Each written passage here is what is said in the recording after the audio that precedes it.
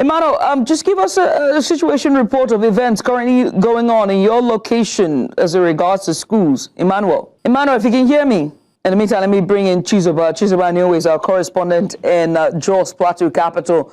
Chizoba, what's the latest so far with school closures? Good evening, Julie. Well, here in Jos, people are still coming to terms with the development where students are staying back home just suddenly like that, following that directive from the state government and the funds like you already released earlier, allegedly from the Federal Ministry of Education for security reasons, so to speak. And so it's no longer news that this is part of preventive measures to ensure that these children are safe. So if the authorities think they'll be safer while at home with their parents, I mean, that's why they took that decision to let them go back home while they watch the security situations at the policy to make sure that when they return back to school, I mean, to be a safer space for them. Well, I spoke with some parents earlier in the day, and they are concerned actually because this is just a sudden decision, for their kids to join them back at home. Not that they wouldn't want to have their kids at home with them, but I mean, they are supposed to be in school, facing their education, but now everything has been interrupted. And so they are hoping that whether this year or next year, early next year, they will get back to school. And like I said earlier, the State Commissioner for Education, Dr. Mrs.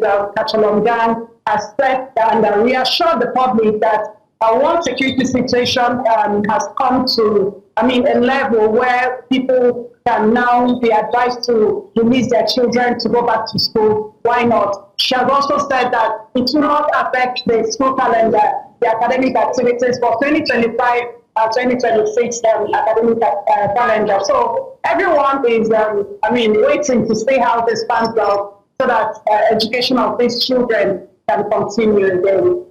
I do have to ask about how this will be possible in terms of, reintegrating them and carrying on with the academic year. Would it be e-learning, online learning, digital platforms? Were you able to speak to any school authorities regarding, syncing the school year? Okay, so I wasn't able to get any of the school authorities where I visited because virtually nobody was there, no students, none of the school authorities, no teachers. I waited a while to speak with the principal of the Federal Government College in Jos, but it wasn't possible because it seemed like we were waiting for too long and nothing was coming out of it. But the Commissioner for Education in the state said they encouraged school principals to encourage their students that while at home, those of them that can join for online activities should go ahead and do that. And those of them that cannot, because it was just sudden, nobody knew and saw that this was coming.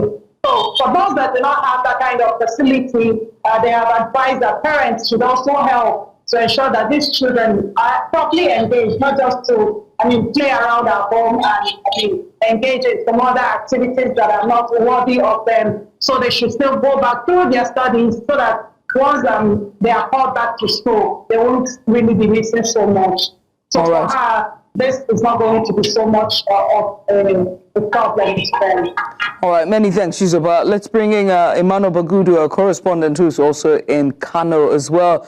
Now, Emmanuel, what's the situation like with schools? We understand that the Federal Government Girls College in Minjibir had a bit of a fracas, so to speak, with parents trying to get their children as well as their wards. Emmanuel? Well, if you can hear me very well, I think what happened here is that we are having two circulars that actually caused that controversy. The first circular was the one involving about 47 schools. Well, after 24 hours, the federal government actually released another circular which actually exempted all the schools in Jigawa and then Kano, with the exception of Federal Technical College, Ganduje. So all others are in session. I got a circular today from FGGC Kazaure. So it was at the point when parents in whose wards are in FGGC Minjibir came to pick up their children that they were told that there's another circular that said that the school is being exempted. But they refused. They believe that circular is fake. That was the reason why they had that clash with the school, and the school authority was forced to shut down its doors, because of that altercation. So, but by and large, all the schools in Jigawa, and of course in Kano are still on session, except the Federal Technical College, Ganduje, which is in Dawakin Tofa local government area, which is very close, which is being believed or allegedly believed to be a route for bandits who are actually migrating from Katsina. So that's the only school that is closed for now, but the remaining schools in Kano and Jigawa are still in session, yeah. Right. And what's security like in these areas that you just, called out? What's security looking like? Are there security agencies manned around those schools and sensitive areas? Now, schools are actually, there is something has been discovered that parents are not well informed. Actually, what we notice that parents are not well informed of the situation. Well, some parents believe that the second circular that actually instructed that the school should maintain the status quo by continuing with the session is fake. That's what most of the parents are saying. I spoke with one of the parents of the member of the PTA at Kazaure, FGGC Kazaure, who told me that they are still trying to sensitize their members. Yes, there was a circular that actually showed 47 schools were closed. Yes, the circular is correct, but then there's another circular that actually exempted all the schools in Kano and Jigawa, which with the exception of Ganduje. But parents are not aware. So parents are feeling that it's a tactics by terrorists, some parents who spoke to me off camera, they believe that it's a tactics. But the PTA in Kazaure mentioned that they are going to sensitize and make them understand that yes, there was an initial circular, but there was a circular that came later and exempted those schools that we actually visited who are actually on session. Yeah. Right, and Chizoba, just very quickly, how long do you think the students are going to be at home away for? And how long do you think this will last?